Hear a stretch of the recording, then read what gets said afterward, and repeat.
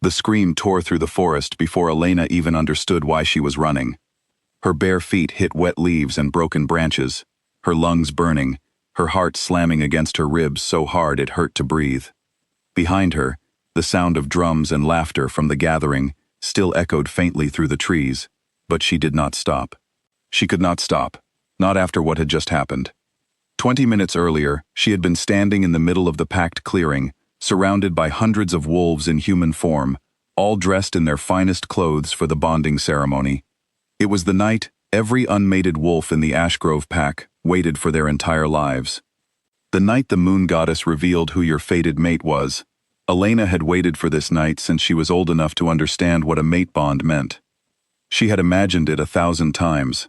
The warmth, the recognition, the feeling of finally belonging to someone, of finally being wanted. She had never imagined it would end with her running through the dark, alone, with tears freezing on her cheeks. Elena was not like the other wolves in her generation. She had no family name that mattered, no father who sat on the pack council, no mother who taught the young pups their first shift under moonlight.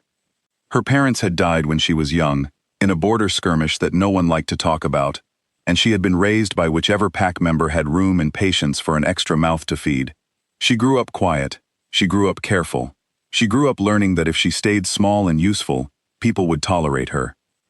Tonight, she had let herself hope for something more. The moment the golden thread of the mate bond had snapped into place in her chest, she had felt it instantly, a pull so strong it nearly knocked her off her feet. She had turned, following the invisible line connecting her heart to another, and found herself looking directly at Damien. Damien, the strongest fighter in the pack under 30. Damien, whose family had held positions of honor for 3 generations. Damien, who stood a full head taller than most men in the clearing, with sharp eyes and an easy, confident smile that made half the unmated she-wolves in the pack sigh whenever he walked by. For one heartbeat, Elena had felt pure joy. She had felt seen. Then she had seen the look on his face. It was not joy. It was not surprise mixed with wonder, the way mate bonds were supposed to unfold. His expression had shifted from confusion to disbelief, to something colder, something that made her stomach drop before he even opened his mouth. "Her," he had said, loud enough for the entire clearing to hear, "the moon goddess actually thinks I'm supposed to spend eternity with her?" Laughter had rippled through some of the crowd, uncertain at first, then bolder as Damien did not correct it. Elena had stood frozen, her whole body trembling, waiting for him to take it back, to soften, to say something, anything, that would make the ground stop tilting beneath her feet. Instead, he had stepped closer, close enough that only she and the people nearest them could hear the venom in his voice. "You have no family, no rank, no pack achievements. You barely register as a wolf worth noticing," he had said, "and you actually thought the goddess paired me with someone like you? I refuse this bond. I refuse you. You are worthless to me, and you always will be." The words had landed like physical blows.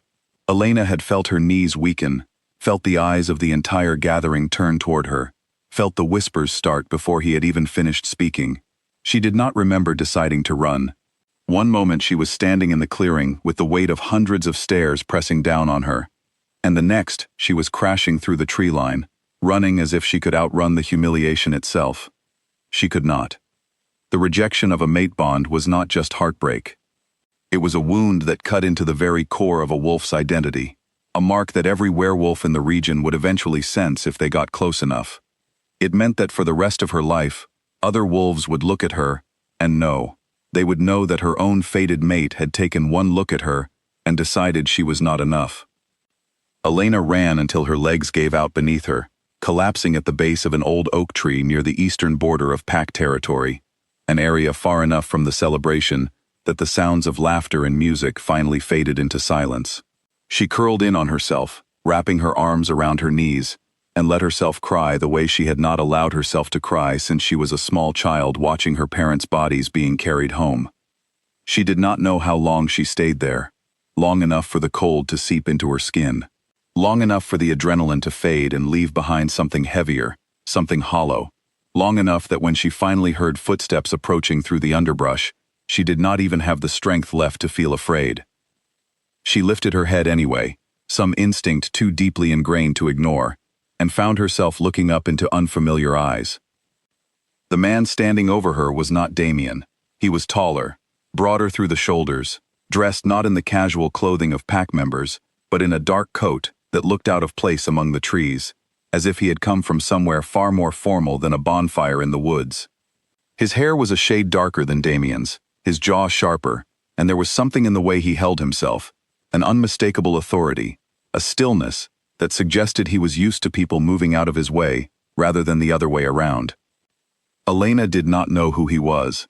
She only knew, on some primal level, that whoever he was powerful. "You're bleeding," he said, his voice low and even, though there was an edge beneath it that Elena could not quite place. Not anger, something closer to controlled restraint. Elena looked down at herself and realized he was right. Somewhere in her mad dash through the trees, sharp branches had torn through the sleeve of her dress and opened a shallow cut along her forearm. She had not even felt it. "I'm fine," she said, though her voice cracked on the second word, betraying her. The man crouched down in front of her, keeping a careful distance, as if he understood, without being told, that she did not want to be touched. His eyes moved over her face, taking in the tear tracks, the torn dress, the way she flinched slightly when a twig snapped somewhere in the distance. "You were at the ceremony," he said. It was not a question. Elena's throat tightened. She did not trust her voice enough to answer, so she simply nodded. Something shifted in the man's expression, something that looked almost like understanding, though Elena could not imagine how a stranger could understand what had just happened to her, unless he had heard, unless the sound of Damien's rejection had carried further than she realized, all the way to wherever this man had been standing. "What's your name?" he asked. "Elena," she managed. He studied her for a long moment, long enough that she began to feel self-conscious under the weight of his attention, though there was nothing cruel in the way he looked at her. If anything, it felt like the opposite of the way Damien had looked at her only an hour before. There was no judgment in his gaze, no dismissal, just quiet, careful assessment, as if he was trying to understand something that did not yet make sense to him. "I'm Kale," he said finally. The name meant nothing to Elena in that moment, though it would come to mean everything in the days that followed. She was too exhausted, too hollowed out by grief and shame, to recognize the significance of the man crouched in front of her, the deference that would have been obvious to anyone else in the pack. Kale was not simply another wolf who happened to wander through the forest at the right moment. Kale was the Lichen King, the ruler over every pack in the region, including the Ashgrove pack that had just watched Elena be publicly humiliated by her own fated mate. He rarely visited individual packs in person, preferring to handle matters of state through his network of advisors and pack alphas. But tonight, he had come to Ashgrove territory for a routine inspection of the northern border, an obligation he fulfilled twice a year without fail. He had been walking back toward his vehicle when the sound of Damien's voice, raised and cruel, had carried through the trees, followed by the collective gasp of hundreds of pack members. Kale had not needed to see the ceremony to understand what had happened. He had heard rejections before, had presided over the aftermath of broken bonds more times than he cared to count in his years as king, but something about the tone of Damien's voice, the casual cruelty in it, had made Kale's jaw tighten in a way that surprised even him. He had followed the sound of someone running through the forest, telling himself it was simple concern, the kind any responsible leader might feel for a member of a pack under his protection. It was only when he found her, curled beneath the old oak tree with blood on her arm and devastation written across every line of her face, that he understood his concern had already become something more complicated than that. "Can you stand?" Kale asked gently. Elena tried, pushing herself up against the rough bark of the tree, but her legs shook so badly that she nearly went down again before Kale's hand shot out to steady her elbow. Careful, light, nothing like the grip Damien had used earlier that night when he had grabbed her wrist to pull her forward in front of the crowd, a memory that made Elena flinch even now. Kale noticed the flinch. His expression darkened, just slightly, though he said nothing about it. "There's a car not far from here," he said instead. "I can take you somewhere safe, somewhere you can rest." Elena hesitated. Every instinct told her to refuse, to insist she could make her own way home, wherever home even was for a girl with no real family and no place in the pack hierarchy. But the truth was, she had nowhere safe to go. Returning to the pack house meant walking past every single person who had witnessed her rejection, meant facing the pitying looks and the whispered conversations that would follow her for the rest of her life. The thought of it made her stomach turn. "Okay," she said quietly. Cale did not press for more explanation.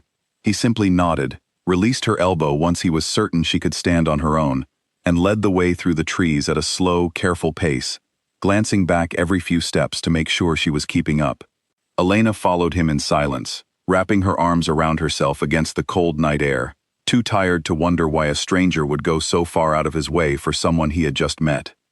The vehicle, when they reached it, was sleek and black, parked at the edge of a gravel road that Elena had never noticed before despite having lived in Ashgrove territory her entire life.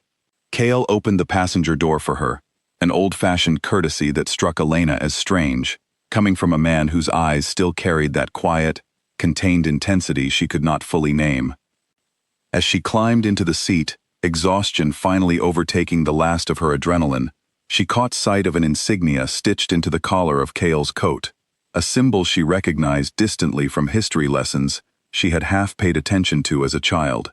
The crest of the Lycan crown. Her breath caught. She turned to look at him properly for the first time since he had introduced himself, taking in details she had been too overwhelmed to notice before. The quality of his coat, the way even his stillness seemed to carry weight, as though the forest itself grew quieter around him, the subtle, unmistakable authority radiating from every controlled movement he made. "You're the king," she said, barely above a whisper. Cale's expression did not change, though something flickered behind his eyes, an acknowledgement, perhaps even a hint of something like amusement at how long it had taken her to realize. "I am," he said simply. Elena's mind raced, trying to make sense of why the most powerful wolf in the entire region was crouched in a forest tending to a nobody like her, why he had chosen to intervene at all when he could have simply continued on his way and let the pack handle its own business, the way kings usually did. She opened her mouth to ask, but no words came out. She was too tired, too raw, too overwhelmed by everything that had happened in the last hour to process one more impossible thing. Cale seemed to understand. He did not push her for conversation as he started the car and pulled onto the gravel road, the headlights cutting through the darkness of the forest. Instead, he let the silence settle between them, comfortable in a way Elena would not have expected from a man of his position, a silence that did not demand anything from her, that simply allowed her to exist in her grief without judgment. They drove for nearly 20 minutes before the trees began to thin, giving way to open fields, and then, in the distance, the outline of a large estate perched on a hill, its windows glowing warm and gold against the night sky. Elena stared at it, unable to fully comprehend that she was about to walk through the doors of the Lycan King's personal residence, a place that existed only in stories and rumors for someone like her. "You'll be safe here," Cale said, as he pulled the car to a stop in the circular drive. "No one will trouble you tonight." Elena nodded, too overwhelmed to form a proper response, and followed him inside as the great doors opened before them, revealing a hall lined with tall windows and soft firelight. A member of the household staff appeared almost instantly, an older woman with kind eyes who took one look at Elena's torn dress and bloodied arm, and immediately moved to help without asking a single question, as if she had seen this exact scene play out before and knew precisely what needed to be done. As the woman guided Elena toward a quiet room where she could rest and have her wound properly tended, Elena glanced back once toward Cale, who remained standing near the entrance, watching her, with an expression she could not quite read. It was not pity, it was not simple concern for a wounded stranger. There was something else in his gaze, something that made her chest tighten in a way that had nothing to do with grief. She did not understand it yet. She only knew that for the first time since the mate bond had snapped into place and shattered in the same breath, she did not feel completely alone. Cale, for his part, remained rooted where he stood, long after Elena had disappeared down the hallway, his mind turning over details he could not yet fully explain, not even to himself. He had encountered countless wolves in his years as king, had witnessed rejection and heartbreak, and every form of pack politics imaginable. He had never once felt compelled to personally intervene, to bring a stranger into his own home, to feel his chest tighten with something dangerously close to protectiveness over a girl he had known for less than an hour. There was something about Elena that he could not name, a quiet strength beneath the devastation, a dignity she had carried, even while broken and bleeding beneath a tree, and beneath that, something else, something he could not yet identify but that pulled at him with an intensity that unsettled him more than he wanted to admit. He thought of his brother's face as he had spoken those cruel words in front of the entire pack, and something hot and unfamiliar coiled in his chest, something that felt dangerously close to anger, though anger on behalf of a stranger made little sense even to him. Cale did not yet understand what was happening between them. He only knew, with a certainty that settled deep in his bones, that whatever it was only beginning. Outside, the moon hung high and full above the estate, casting silver light across the fields, indifferent to the quiet storm building within the walls below, a storm that would soon reshape the future of every pack in the kingdom. The older woman who had met them at the door introduced herself as Marta, as she led Elena into a small sitting room just off the main hallway, where a fire already crackled in the hearth. Marta moved with the brisk efficiency of someone who had run a household for many years, gathering a basin of warm water, clean cloths, and a small tin of salve from a cabinet built into the wall, without wasting a single unnecessary motion. "Sit," Marta said, gesturing to a cushioned chair near the fire, her voice gentle despite its briskness. "Let me look at that arm." Elena obeyed, lowering herself into the chair and holding out her injured arm, watching as Marta cleaned the cut with careful, practiced hands. The warm water stung against the broken skin, but Elena barely noticed, her mind still replaying the scene in the clearing over and over, Damien's voice echoing in her ears no matter how hard she tried to push it away. "You're one of the Ashgrove wolves," Marta said as she worked, not quite a question. Elena nodded. "Rejection ceremony tonight," Marta continued, her tone carefully neutral, though something in her eyes suggested she already understood far more than she was letting on. "I heard the king mention it when he called ahead." Elena's cheeks burned. She had not realized Cale had called ahead, had not considered that the staff of the estate might already know exactly why a strange, tear-streaked girl was being brought into their home in the middle of the night. The shame of it settled heavy in her chest all over again. "You don't need to explain anything to me," Marta said, seeming to sense the direction of Elena's thoughts. "I've patched up worse wounds than this one, and I've seen worse nights than the one you've had. It gets easier." Not easy, but easier. Elena said nothing, unsure how to respond to kindness she had not expected. Not tonight. Not from a stranger in a stranger's house. Marta finished cleaning the wound, applied the salve, and wrapped Elena's forearm in a clean strip of cloth with the same brisk efficiency she had shown throughout, before finally straightening and studying Elena's face for a long moment. "There's a room prepared for you upstairs," Marta said. "Third door on the left. There's a change of clothes on the bed, and the bathroom attached has hot water if you'd like to wash up. No one will disturb you tonight." "Thank you," Elena said quietly, meaning it more than the simple words could express. Marta gave her a small, knowing smile, before gathering the basin and cloths, and disappearing back down the hallway, leaving Elena alone in the sitting room, with only the crackle of the fire for company. She sat there for a long moment, staring into the flames, trying to process everything that had happened since the ceremony began. It felt impossible that only a few hours had passed since she had stood in the clearing, heart pounding with hope, waiting to meet the person the moon goddess had chosen for her. Eventually, she made her way upstairs, following Marta's directions to the third door on the left. The room beyond was larger than any bedroom Elena had ever slept in, decorated simply but elegantly, with a large window overlooking the dark fields below. A set of soft gray clothing sat folded on the edge of the bed, along with a pair of slippers that looked, impossibly, to be exactly her size. She changed out of her torn dress, folding it carefully despite the urge to simply throw it away and never look at it again, and made her way into the attached bathroom, where hot water and a fresh towel waited. She stood beneath the spray longer than she needed to, letting the heat loosen the tension that had settled into every muscle of her body since the rejection, watching the water run pink for a moment where it touched her bandaged arm before running clear. When she finally climbed into the unfamiliar bed, exhaustion overtook her almost instantly, pulling her down into a sleep too deep for dreams, too deep even for the echo of Damien's voice to follow her. She did not know that below her, in a study at the far end of the house, Cale sat awake long into the night, a glass of untouched amber liquid on the desk in front of him, his thoughts circling a girl he had known for only a handful of hours.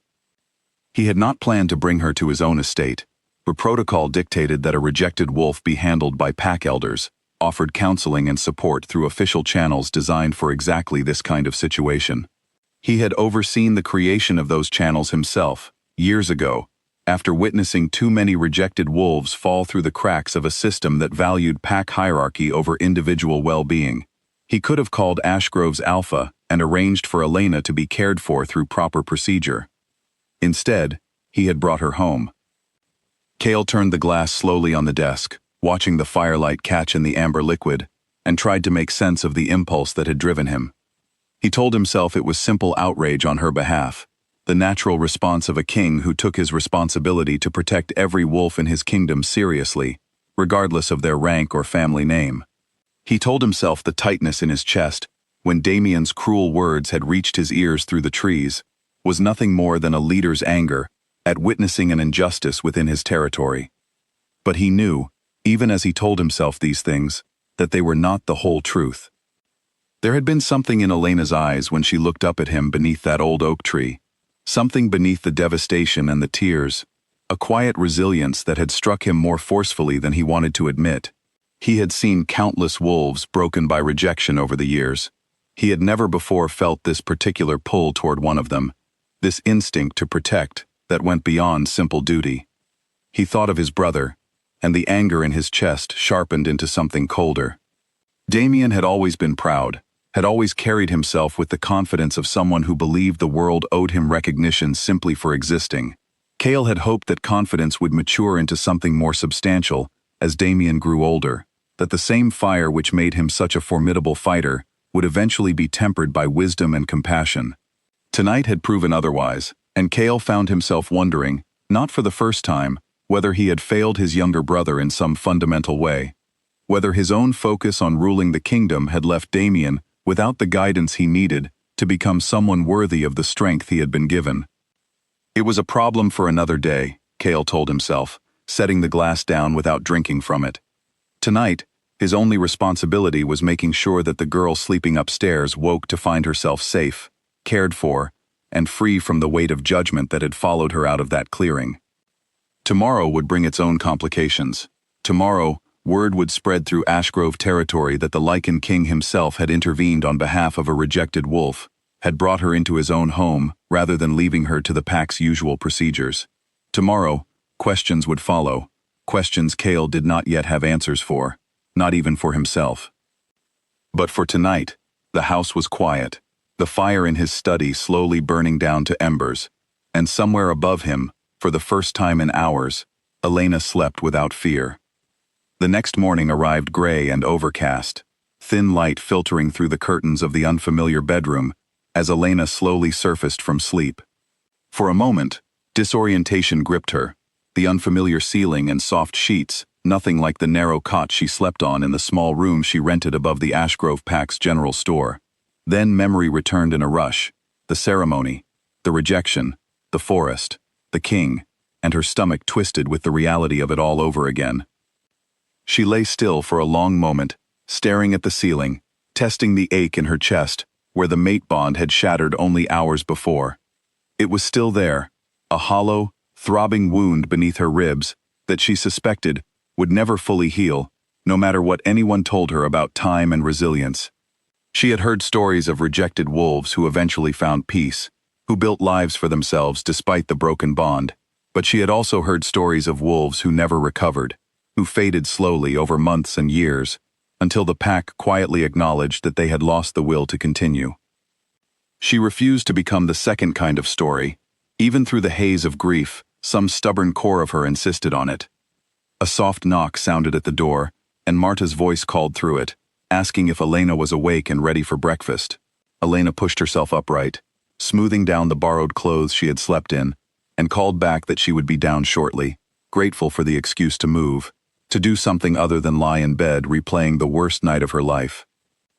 She found her way downstairs to a bright dining room, where a simple breakfast had been laid out, and where Cale sat alone at the head of the table, a folder of papers open beside his plate, though he set them aside the moment she entered the room. "Good morning," he said, and something in his voice, careful, measured, gentler than she would have expected from a king, eased some of the tension in her shoulders. "Good morning," she replied, taking the seat Marta gestured toward across from him, uncertain of the proper etiquette for breakfast with the ruler of the entire kingdom. They ate in relative silence at first, Elena too overwhelmed by the strangeness of the situation to make conversation, Cale seeming content to let her set the pace. It was only when Marta had cleared the plates and left them alone in the dining room that Cale finally spoke again, his tone careful, as though he had been considering his words for some time. "I want you to know," he said, "that you're welcome to stay here as long as you need. There's no expectation attached to that, no obligation, simply an offer of safety while you decide what comes next." Elena studied him across the table, searching his face for some hidden motive, some catch to the generosity he was offering so freely. She found nothing but quiet sincerity, and something else beneath it, something she could not quite name, but that made her pulse quicken in a way that had nothing to do with grief. "Why?" she asked finally, the question she had been holding back since the forest. "Why would you do this? You don't know me. I'm nobody. I have no family name, no rank in the pack, nothing that would make me worth this kind of trouble for a king." Something flickered across Cale's face, a flash of something that looked almost like anger, though Elena understood instantly it was not directed at her. "You are not nobody," he said, his voice low and firm, "and you should never let anyone, including my brother, convince you otherwise." The mention of Damien sent a fresh wave of pain through Elena's chest, and she looked down at her hands, unable to meet Cale's eyes for a moment.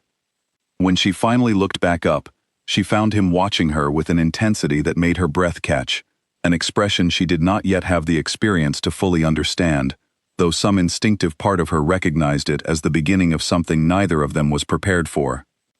"Stay," Cale said simply. "Rest, heal, and when you're ready, we'll figure out the rest together." Elena did not know, in that quiet morning with gray light filtering through tall windows, that the word together would come to mean far more than either of them could have imagined that day. She only knew that for the first time since the mate bond had snapped and shattered in the same breath, something in her chest had loosened, just slightly, enough to let her breathe.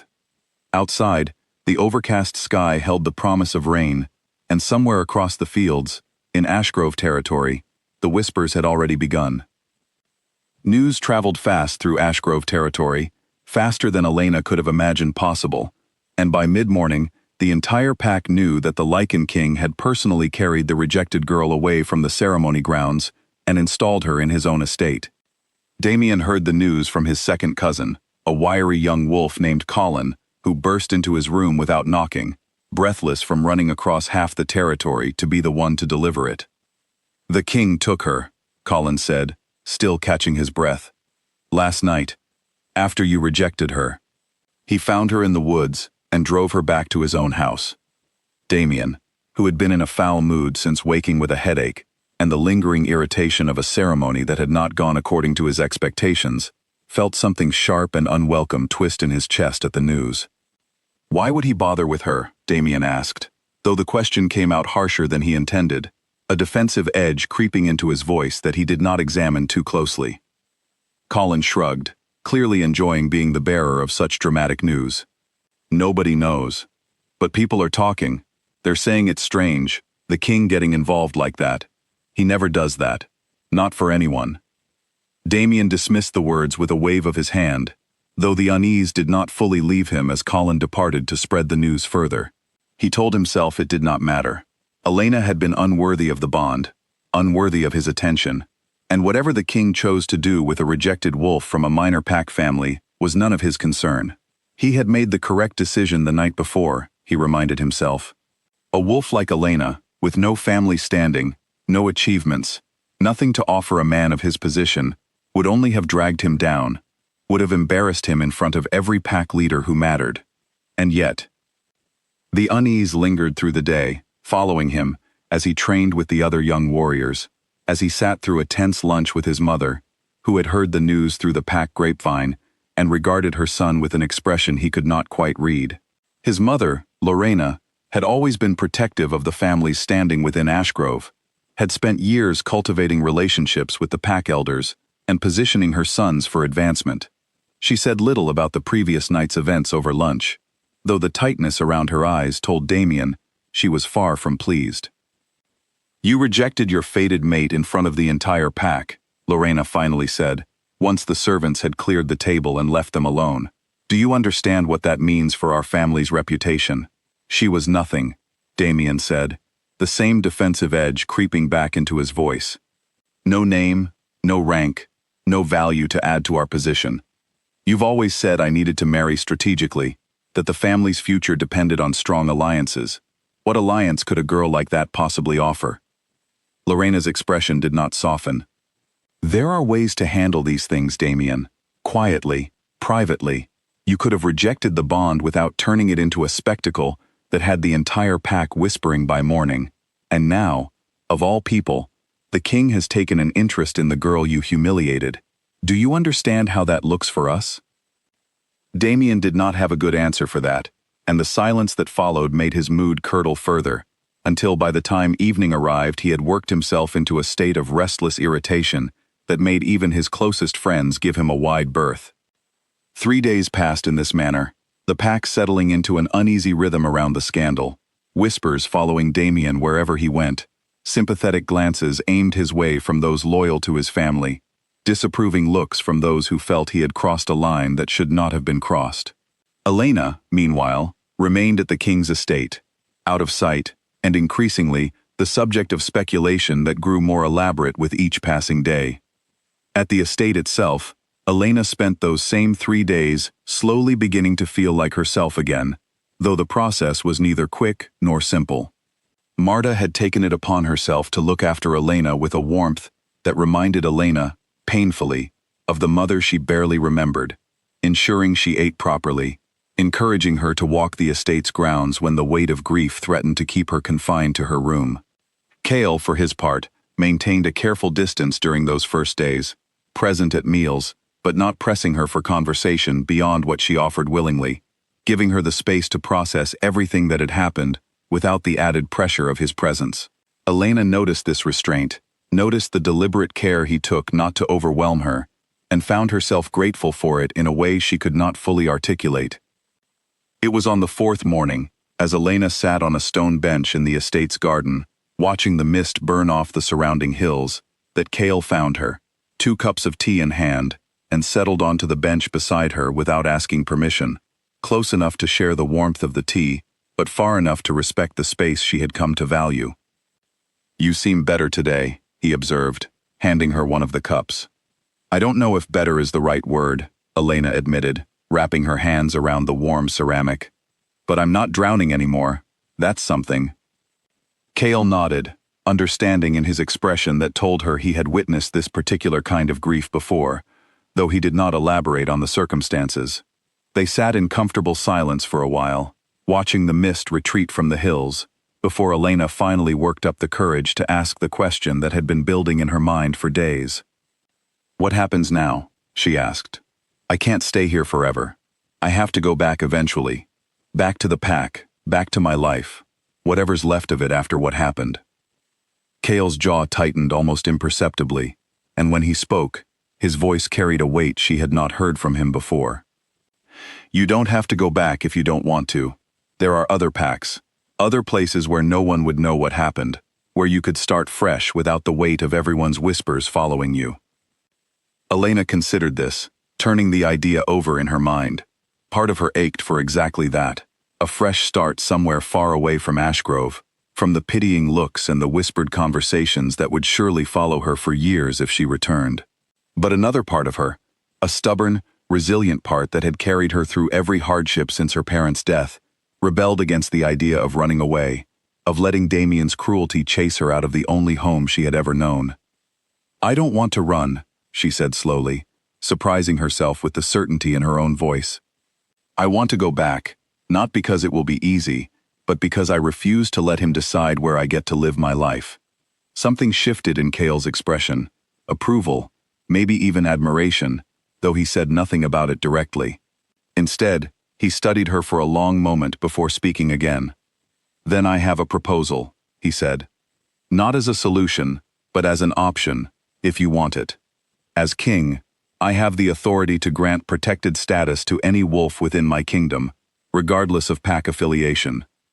It would mean you'd remain under Ashgrove's pack structure, but with my direct oversight, no one, including my brother, would be able to touch you without answering to me directly." Elena's breath caught. "Why would you do that for me?" Cale's eyes held hers, steady and unwavering, and for a moment, Elena thought he might actually give her an honest answer, might finally explain the pull she had felt from him since that first night in the forest, the way his presence seemed to settle something in her chest, even as her own heart remained shattered from the rejection. "Because what happened to you was wrong," he said instead, though something in his tone suggested there was more beneath the surface of that simple explanation.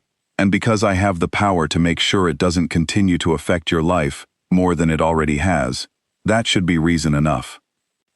It was not the full truth, and both of them seemed to sense it, though neither pushed the conversation further in that moment.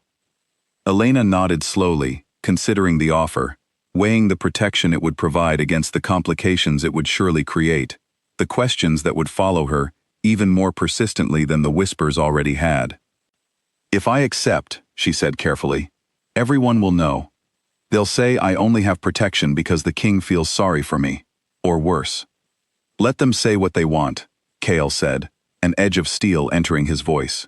"You will be under my protection because you deserve to be safe, and because no wolf in my kingdom should have to endure what my brother put you through without consequence."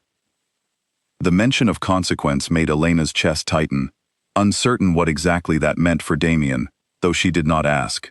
Instead, she found herself nodding, accepting the offer with a quiet gratitude that ran deeper than words could fully express. "Thank you," she said. Cale's expression softened, just slightly, the careful control he maintained around her, easing for a brief moment, before he composed himself again. "You don't need to thank me. Just promise me you'll let yourself heal, at whatever pace that takes. There's no timeline for this." Elena promised, though even as the words left her mouth, she wondered if healing was truly possible after a rejection as public and as cruel as the one she had endured. She did not yet understand that the process of healing had already begun, quietly, in the space between shared cups of tea and careful conversations in a garden overlooking misty hills, in the slowly building trust between a broken girl and a king who had upended his own careful control the moment he found her beneath that old oak tree. The formal announcement of Elena's protected status came 2 days later, delivered by messenger to the Ashgrove Pack Council, a document bearing the king's own seal that granted Elena full protection under royal authority, effective immediately. The pack elders received the news with a mixture of confusion and unease, uncertain what to make of such an unprecedented intervention in what would normally have been considered an internal pack matter. Damien received the news with considerably less restraint. He was training in the pack's central yard when the announcement reached him, delivered by his mother, who had heard it directly from one of the council elders, and rushed to find her son before the news could spread further and catch him unprepared. Damien read the document twice, his hands tightening around the paper until it crumpled at the edges, disbelief giving way to something hotter, something that burned through his chest like fire. "He's protecting her," Damien said, his voice low and dangerous. "My own brother is protecting the wolf I rejected, as if I've committed some kind of crime." "You have embarrassed this family," Lorena said sharply, though her sharpness was not entirely directed at her son's current fury. "And now the king himself has drawn a line around the situation that you cannot cross without answering to the crown directly. This is not a simple matter anymore, Damien. This is political." Damien barely heard her, his mind consumed by the injustice of it all, the sense that he had somehow been wronged despite being the one who had spoken those cruel words in front of the entire pack. He did not examine too closely why the thought of Elena under his brother's protection under his brother's roof, sent something sharp and possessive twisting through his chest, an emotion he refused to name even in the privacy of his own thoughts. He would need to see her, he decided. He would need to understand exactly what was happening between his brother and the girl he had rejected, to reassert whatever claim he still believed he held over the situation, even if he could no longer claim the mate bond itself. The rejection was permanent, irreversible by pack law, and by the ancient magic that bound fated mates together. But Damien found himself unwilling to simply let the matter rest, unwilling to watch his brother step into a role that felt, in some confusing, unexamined way, like it should have remained his own. That evening, as Elena walked the estate's garden path in the fading light, unaware of the storm building on the horizon of her carefully rebuilt peace, Cale watched her from his study window, a quiet warmth settling in his chest that he had not expected to feel again after so many years focused entirely on the demands of ruling a kingdom. He did not yet know that his brother's wounded pride would soon force a confrontation neither of them was prepared for, a confrontation that would reveal truths about Elena's lineage that would change the course of the kingdom itself, and the nature of the bond that had already begun forming, quietly and undeniably, between the king and the girl his own brother had so carelessly discarded. For now, there was only the garden, the fading light, and the fragile, growing sense of safety that Elena had not felt in longer than she could remember, a peace that neither of them yet understood was only the calm before a much larger storm. Damien arrived at the king's estate on a cold afternoon, 8 days after the ceremony, uninvited and unannounced, driving his own vehicle at a speed that left gravel scattered across the circular drive when he finally brought it to a stop. Marta met him at the door before he could knock, her expression carefully neutral, though her eyes carried a warning that Damien chose to ignore entirely. "I need to see my brother," Damien said, pushing past her without waiting for an invitation, his long strides carrying him into the main hall before Marta could object. "The king is occupied," Marta called after him, hurrying to keep pace despite his longer stride. "You cannot simply barge into his residence without notice." "I am his brother," Damien said, as if that fact alone granted him unlimited access, and perhaps in his mind it did. He had grown up in a household where family connections opened every door, where his last name carried weight regardless of what he did with it, and 8 days of simmering resentment had eroded whatever patience he might otherwise have brought to the confrontation. He found Cale in the study, reviewing documents at his desk, and the moment their eyes met, Damien felt the familiar mixture of admiration and resentment that had defined their relationship for as long as he could remember. Cale was everything Damien aspired to be and had never quite managed to become, powerful without needing to prove it constantly, respected without needing to demand it, calm in a way that Damien's own restless energy could never fully achieve. "You granted her royal protection," Damien said without preamble, closing the study door behind him with more force than necessary, without discussing it with me, without even a warning. Cale set down the document he had been reviewing and regarded his younger brother with an expression that gave away nothing of what he was thinking, a skill Damien had never managed to master himself. "I was not aware I required your permission to protect a wolf within my own kingdom." "She's the wolf I rejected," Damien said, his voice rising despite his effort to maintain control. "This isn't about protecting some random pack member. This is about you inserting yourself into a family matter and making the entire situation into a public spectacle." "The spectacle," Cale said, his voice deceptively calm in a way that Damien recognized, from years of experience, as far more dangerous than shouting would have been, began the moment you decided to humiliate her in front of the entire pack, rather than handling the rejection with even the smallest amount of decency. "I did not create that spectacle, Damien. You did." The words landed like a physical blow, and Damien's jaw clenched as he searched for a response that would not sound as weak as he suddenly felt. "She has no family, no standing. I did what any wolf in my position would have done, refused a bond that would have dragged down everything I've worked to build." "You know nothing about her family," Cale said, something sharpening in his tone that Damien had rarely heard directed at him before. "You looked at a girl who has survived more hardship in her short life than you can likely imagine, and you decided, based on nothing more than her lack of a prominent last name, that she was unworthy of basic respect. That says far more about your character than it does about hers. Damien felt heat rising in his face, humiliation mixing dangerously with anger, the same volatile combination that had led him to speak so cruelly in the first place. This isn't about her character. This is about you overstepping into pack business that doesn't concern the crown. Everything that happens within my kingdom concerns the crown, Chaol said, rising from his desk with a controlled deliberateness that made Damien instinctively step back, some deeply buried instinct recognizing the shift in the room's dynamic. And when a member of a pack under my protection is treated with such deliberate cruelty, in a manner that could have consequences for pack stability and for that wolf's safety going forward, it becomes very much my business to intervene. The conversation might have escalated further, might have devolved into the kind of shouting match that had occasionally erupted between the two brothers over the years, if the study door had not opened at that moment to reveal Elena standing in the doorway, having heard raised voices from the hallway, and come to investigate, despite Marta's attempts to keep her away from the confrontation. Damien turned at the sound, and for a moment, seeing Elena standing there, dressed in simple clothing that looked nothing like the formal dress she had worn at the ceremony, her expression wary but far steadier than it had been that night, something complicated flickered across his face, an emotion he did not fully understand himself. "Elena," he said, and her name came out rougher than he intended. Elena did not flinch this time, though her hands curled into fists at her sides, the only visible sign of the effort it took to face him directly. "Damien, I need to speak with you," Damien said, glancing briefly at his brother, before returning his attention fully to Elena. "Alone?" "No," Chaol said immediately, moving to stand slightly closer to Elena, though he did not physically position himself between her and Damien, seeming to understand that such a move might undermine the very autonomy he had been trying to help her reclaim. "It's fine," Elena said quietly, though her eyes held Chaol's for a moment, seeking some silent reassurance that he offered with a slight, reluctant nod. "I can speak with him."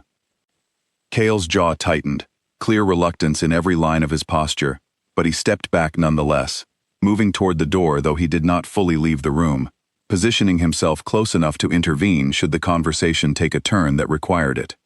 Damien seemed to notice this, and something in his expression flickered with irritation before he pushed it aside, focusing his attention on Elena with an intensity that made her chest tighten with old, familiar dread. "I wanted to apologize," Damien said, though the words came out stiff, rehearsed in a way that suggested he had practiced them on the drive over, without fully believing them himself. Elena studied him for a long moment before responding, some part of her searching for the sincerity that had been so absent from his voice that night in the clearing. She did not find much of it now either, though there was something different in his demeanor, an uncertainty that had not been present when he stood before the entire pack and called her worthless. "You don't sound like you mean that," she said finally, her voice steadier than she expected it to be. Damien's expression flickered, caught off guard by her directness. The situation was complicated. My family, our standing in the pack, there were expectations I had to consider that you might not fully understand. "I understand perfectly well," Elena said, something hardening in her voice that surprised even her. "You looked at me and decided I wasn't good enough before you knew a single thing about who I actually am. That's not complicated, Damien. That's exactly what it looks like." The room fell into a tense silence, Damien visibly struggling to find a response that would salvage whatever he had come here hoping to achieve, though even he seemed uncertain what that goal had actually been, beyond some vague need to reassert control over a situation that had spiraled far beyond his expectations. "I want you to come back to the pack house," Damien said finally, changing tactics. "Whatever protection my brother has offered you, it's not necessary. You belong with your own pack, not tucked away here like some kind of political statement." "I'll return to the pack when I'm ready," Elena said. "But I'm not returning because you've decided it's convenient for you now that people are talking. I'm not something you get to control, Damien. Not anymore." Something shifted in Damien's expression at those words, a flicker of genuine surprise, as if he had not expected this quiet, steady resolve from the same girl who had fled into the forest in tears only days before. Whatever he had come here expecting, it clearly had not been this. Fine, he said finally, his voice tight with barely controlled frustration. Stay here then. Let my brother play the hero. See how long that lasts once the novelty wears off. The comment landed with obvious intent to wound, and Elena felt the old familiar sting of it, though she refused to let it show on her face. Before she could respond, Cale stepped forward, his expression carrying a cold warning that made Damien's bravado falter slightly. I think it's time for you to leave, Cale said, his voice quiet, but carrying an unmistakable authority that filled the room. Damien held his brother's gaze for a long moment, some old, complicated rivalry flickering between them, before finally turning and striding out of the study without another word, his footsteps echoing sharply down the hallway until the front door slammed shut behind him. The silence that followed felt heavy, charged with everything left unsaid. Elena remained standing near the doorway, her arms wrapped around herself, the confrontation having drained something out of her despite her outward composure. Cale watched her carefully, uncertain whether to offer comfort or simply give her the space to process what had just happened.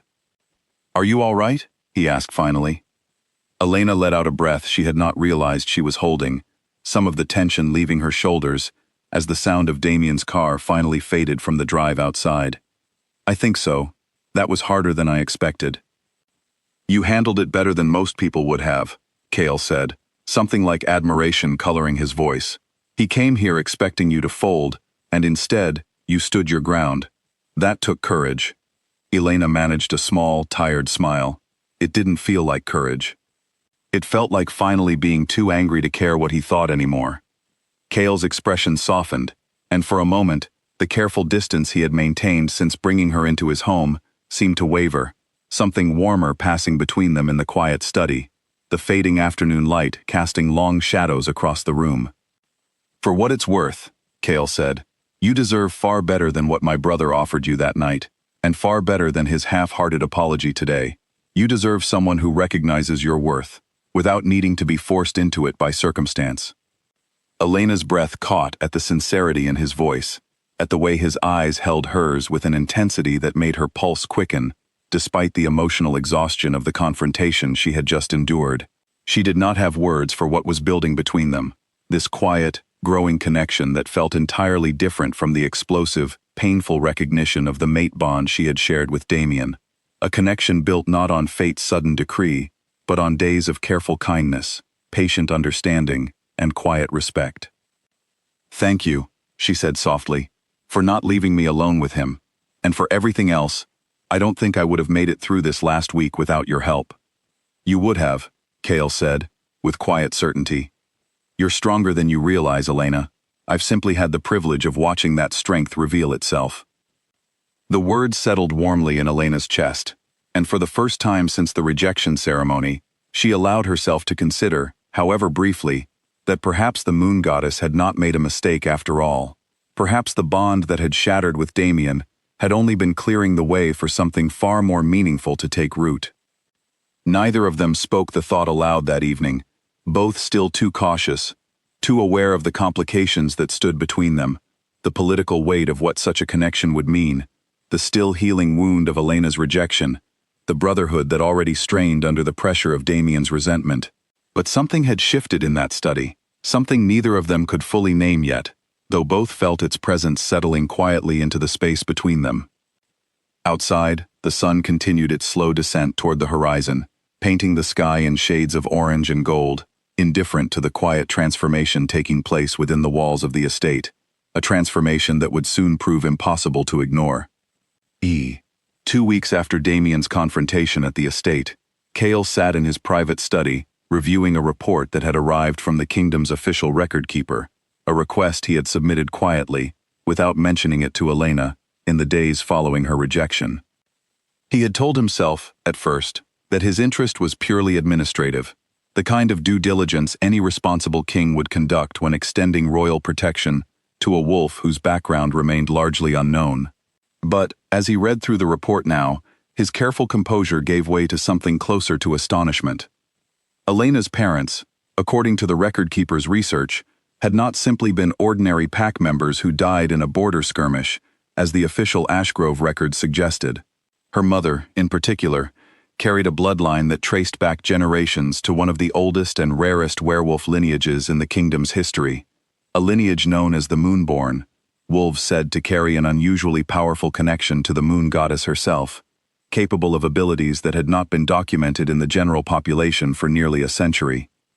The Moonborn line had been considered extinct for decades, the last confirmed descendants having died out or scattered so thoroughly that no verified bloodline remained traceable. Elena's mother, it seemed, had been one of the last, having hidden her heritage deliberately, likely to protect her family from the kind of political attention such a bloodline would inevitably attract, attention that history suggested had not always been benevolent. Cale set down the report, his mind racing through the implications. If Elena truly carried Moonborn blood, however diluted it might be after generations of careful concealment, it would explain a great deal, not simply about her, but about the intensity of the reaction her rejection had caused, and perhaps, more troublingly, about why certain families within the kingdom's political structure might have taken a particular interest in ensuring such bloodlines remained suppressed or controlled. He thought of Damien's mother, Lorena, and her carefully cultivated relationships throughout the pack's political structure, her constant emphasis on strategic alliances and family standing. He thought of the almost frantic energy with which Damien had confronted him at the estate, an intensity that seemed disproportionate to simple wounded pride over a rejected bond. Something did not add up, and Cale found himself increasingly certain that the pieces of this puzzle extended far beyond a simple case of a proud young wolf making a cruel, impulsive decision.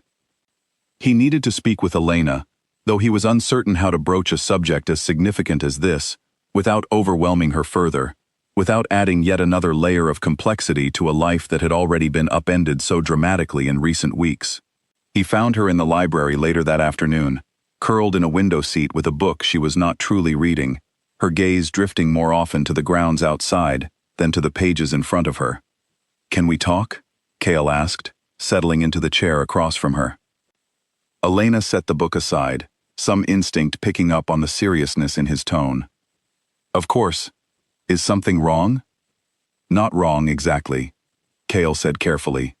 "But I need to ask you some questions about your family. Your mother, specifically." Elena's expression shifted, a familiar sadness passing across her features at the mention of her parents. "I don't remember much about her. I was young when she died. Why do you ask?" Cale explained what he had discovered, choosing his words carefully, watching Elena's expression shift from confusion to disbelief as the implications settled over her.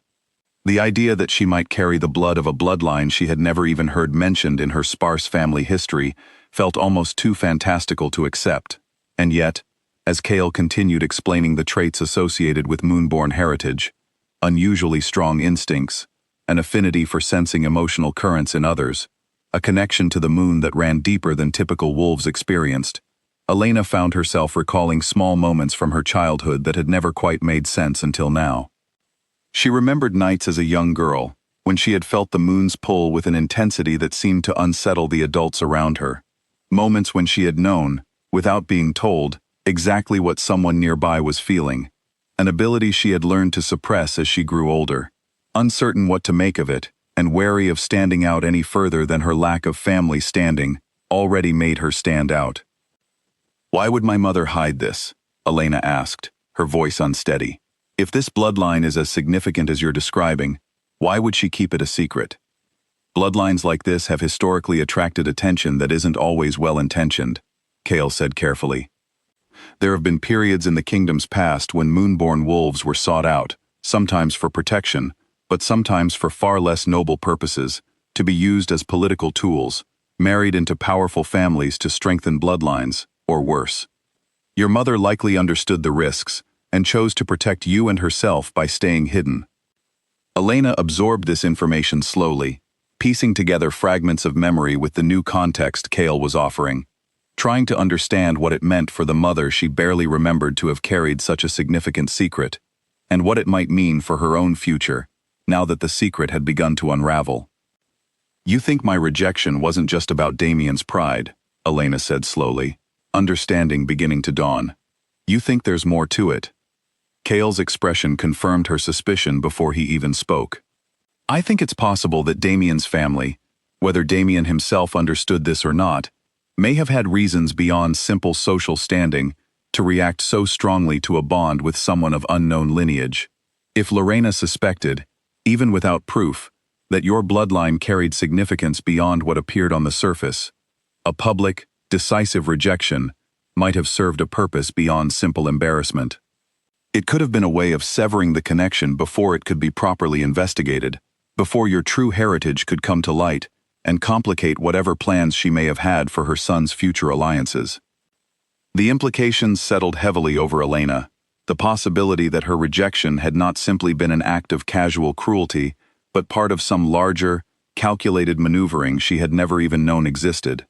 It made the wound of that night feel simultaneously less personal and somehow more disturbing, the idea that she had been treated as a political inconvenience rather than simply an unworthy match.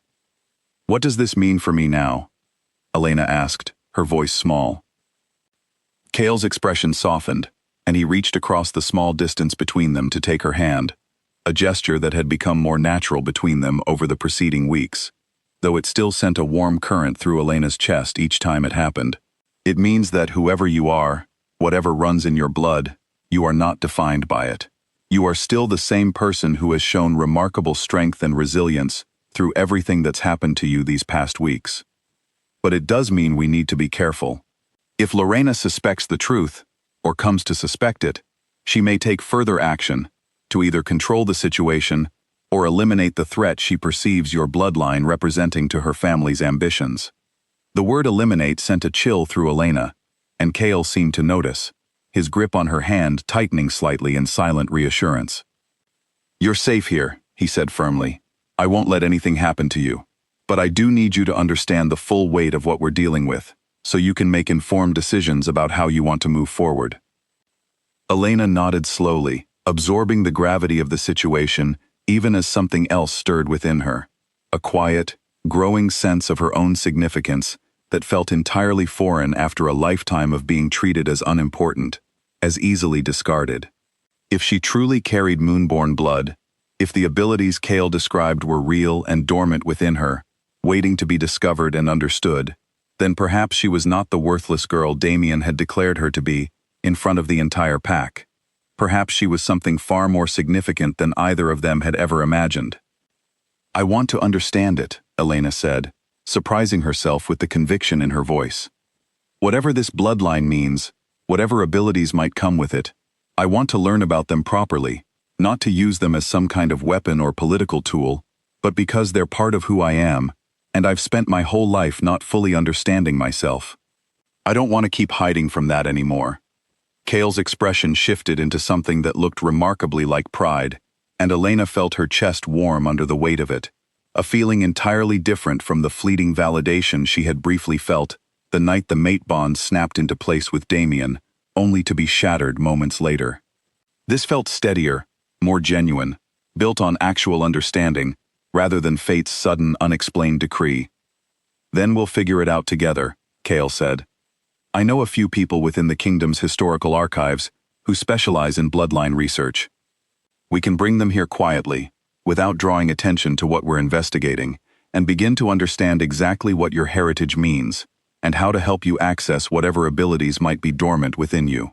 Over the following days, that plan began to take shape. A quiet, elderly scholar named Edwin arrived at the estate, introduced by Cale as a trusted advisor with expertise in ancient bloodlines, and Elena found herself spending long afternoons in the library with him, poring over old texts and family records, slowly piecing together a fuller picture of the heritage her mother had worked so hard to conceal. The process was neither quick nor entirely comfortable. Some of what Elena learned about the Moonborn line's history was difficult to absorb. Stories of wolves hunted and exploited for their abilities in generations past. Stories that made her mother's decision to hide their heritage feel less like an overreaction and more like a necessary survival strategy. But alongside the difficult history, Elena also began to discover, slowly and with growing wonder, glimpses of what her own abilities might eventually become, an affinity for sensing truth and deception in others, a connection to moonlight that could, with proper training, potentially allow her to draw strength directly from lunar cycles in ways ordinary wolves could not. Kale observed this transformation with quiet fascination, watching Elena grow steadier, more confident, as she began to understand herself more fully than she ever had before. The bond between them continued to deepen during this period as well, built not on the sudden, faded recognition that had brought her briefly together with Damien, but on something slower and, in Kale's estimation, far more meaningful: mutual respect, shared purpose, and a growing tenderness that neither of them had fully acknowledged aloud, though it colored every interaction between them with a warmth that even Marta had begun to notice with quiet, knowing smiles. Word of Elena's continued presence at the estate, and of the mysterious scholar who had arrived to consult with her, inevitably began to spread through Ashgrove territory, feeding the ongoing speculation about the king's unusual interest in the rejected wolf. Damien, hearing these reports secondhand through his ever-watchful mother, felt his unease deepen with each new piece of information, though he still lacked the full picture that Kale and Elena had begun to assemble. Lorena, for her part, grew increasingly agitated as the reports reached her, her carefully composed exterior beginning to crack under the pressure of uncertainty about exactly what her son's rejected mate had discovered, and what it might mean for the plans she had spent years quietly cultivating. She began making inquiries of her own, reaching out to old contacts within the kingdom's political circles, searching for any information about Elena's family history that might confirm or deny her growing suspicions. The pieces of a much larger conflict were beginning to align, though neither Elena nor Kale yet understood the full scope of what Lorena had been planning for years. Ambitions that extended far beyond simple pack politics. Ambitions that had made Elena's moonborn heritage, once confirmed, an obstacle that Lorena would not allow to stand unchallenged. For now, though, within the walls of the king's estate, Elena continued her quiet transformation, discovering strength she never knew she possessed, guided by a scholar's patient teaching and a king's steady, growing devotion, unaware that the storm building on the horizon would soon force all of them into a confrontation that would determine not just her own future, but the future of the kingdom itself. A month after the rejection ceremony, Lorena finally received the confirmation she had been dreading, delivered through an old contact who had once served in the kingdom's archives before retiring, under circumstances Lorena had never fully understood, but which she now suspected were connected to exactly the kind of bloodline research that Elena had recently commissioned. Elena carried moonborn blood, diluted, perhaps, after generations of careful concealment, but present nonetheless, and if properly cultivated, capable of manifesting the kind of abilities that had once made the moonborn line both revered and feared throughout the kingdom's history. Lorena sat with this information for a long evening, turning over the implications in her mind, the ambitions she had nurtured for her family finally crystallizing into a clear, if unwelcome, understanding. She had spent years positioning Damien for a strategic marriage that would elevate the family's standing, had quietly cultivated relationships with several prominent families whose daughters would have brought exactly the kind of political alliance she believed her son deserved. A fated bond with an unknown orphan from a minor family, whatever hidden bloodline she might carry, had never fit into those carefully laid plans. And now, that same unknown orphan sat under the king's direct protection, being groomed, as far as Lorena could tell, into someone whose bloodline alone would make her one of the most significant wolves in the kingdom, regardless of whether Damien had ever wanted her. The realization that her own son's careless cruelty had driven this rare and valuable bloodline directly into the arms of the king himself filled Lorena with a bitter frustration that she found difficult to contain even in the privacy of her own study. She had spent years building toward a future that suddenly felt as though it was slipping through her fingers, watching helplessly as the very asset she might have used to elevate her family's position instead strengthened the position of the crown itself. She summoned Damien to her study that same evening, laying out the full scope of what she had learned, with a bluntness she rarely employed with her son, uncertain whether gentler tactics would penetrate the stubborn pride that had gotten them into this predicament in the first place.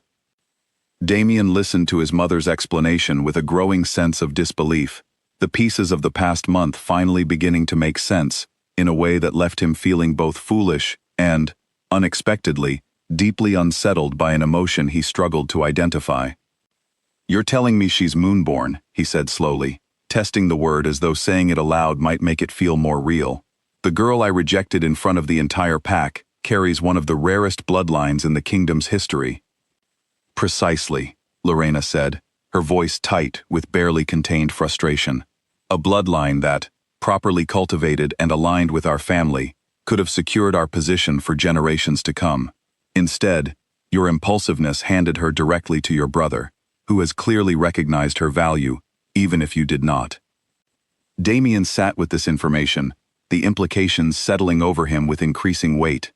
He thought of Elena's transformation over the past month, the reports he had heard secondhand of her growing confidence, her steady presence at his brother's side during official functions that Cale had begun quietly including her in. He thought of the way she had stood her ground during their confrontation at the estate, the quiet strength that had surprised him even then, before he had known anything about the significance of the blood running through her veins. Something twisted uncomfortably in his chest, a feeling he did not want to examine too closely, though it felt uncomfortably close to regret, and beneath that, something even more unsettling that he refused to name even to himself. "What do you want me to do?" he asked finally. "The bond is severed permanently," Lorena said, her tone clinical, despite the tension underlying it. "Pack law does not allow for a rejected bond to be reclaimed, regardless of what you might now wish had happened differently. But your brother has not yet formally marked her.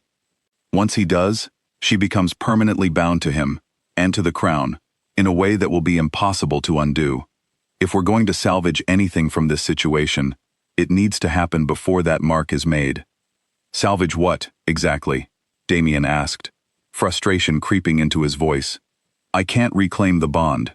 What exactly do you expect me to do?" Lorena's expression sharpened with calculation. There are other ways to secure influence over a bloodline as significant as hers, ways that don't require a mate bond specifically. Alliances can be built through many avenues, Damien, if you're willing to set aside your pride long enough to pursue them properly this time.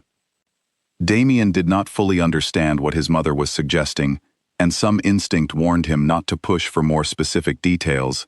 Uncertain, he wanted to know exactly how far Lorena was prepared to go to reclaim the advantage she believed her family had lost. He left her study that evening with a growing unease that followed him through the following days, an unease that only intensified as reports continued to reach him of his brother's deepening connection with Elena. The confrontation, when it finally came, unfolded not at the estate, but at a formal gathering the king had called to address several matters of pack business across the kingdom, a gathering that Elena attended for the first time in an official capacity, standing at Cale's side in a manner that made her position within his household unmistakably clear to every pack leader in attendance. Elena had grown considerably in the weeks since the ceremony, her posture steadier, her presence carrying a quiet confidence that had not existed in the frightened, humiliated girl who had fled into the forest that night. She wore a deep blue dress that Marta had helped select for the occasion, her hair styled simply but elegantly, and though nervousness still fluttered in her chest at the prospect of standing before so many pack leaders who had likely heard some version of the rumors surrounding her situation, she refused to let that nervousness show on her face. Damien arrived at the gathering with his mother, and the moment his eyes found Elena standing beside Cale, something complicated flickered across his expression, an emotion that Elena, with her growing sensitivity to the emotional currents of those around her, could not fully identify but that felt considerably more conflicted than the cold dismissal he had shown her that night in the clearing. The formal proceedings continued for the better part of the afternoon, various pack matters discussed and resolved under Cale's steady guidance, Elena observing quietly at his side, occasionally offering input when he sought her perspective, a departure from typical protocol that did not go unnoticed by the gathered pack leaders. It was during a brief recess, as attendees mingled and refreshments were served, that Damien finally found an opportunity to approach Elena directly, catching her alone near the edge of the gathering, while Cale was occupied in conversation with a visiting pack alpha. "You look different," Damien said, his voice lacking its usual confident edge. Elena regarded him with careful composure, the anger and hurt she had once felt toward him, now tempered by everything she had learned about herself and the world in the weeks since their last confrontation. "A lot has changed since the ceremony." "I heard," Damien said, glancing briefly around to ensure they were not being overheard, before lowering his voice further. About your bloodline. About what you are. Something in Elena's chest tightened at the phrasing. The reduction of her identity to simply what she was, rather than who she was. An echo of the same dismissive attitude that had defined his cruel rejection weeks earlier. I'm still the same person I was before you learned about my mother's family. The bloodline doesn't change who I am. I know that, Damien said, and something in his voice suggested he genuinely meant it, though Elena remained wary. I've had time to think about what happened that night, about how I treated you. I was wrong, Elena. Not just about the bond itself, but about everything I said to you in front of the pack. You didn't deserve that, regardless of your bloodline or lack of one. Elena studied him carefully, searching for the manipulation she half expected to find beneath his words, though she found, somewhat to her surprise, what appeared to be genuine remorse. It did not erase the pain of that night, did not undo the humiliation she had endured in front of hundreds of witnesses, but she found herself capable of acknowledging his apology without the old anger that had once accompanied any interaction with him. Thank you for saying that, she said carefully, but it doesn't change what happened, or the path I've chosen since then. Damien's expression flickered with something that looked almost like grief, an acknowledgement that whatever chance had once existed between them had long since passed, severed not simply by pack law, but by every choice they had each made since that fateful night. I understand, he said quietly. I just wanted you to know that I meant it. The apology, even if it's too late to matter. Before Elena could respond further, Cale appeared at her side, his expression carefully neutral, though Elena could sense the protective tension radiating from him as he took in the scene, his brother standing closer to Elena than seemed entirely appropriate, given the history between them.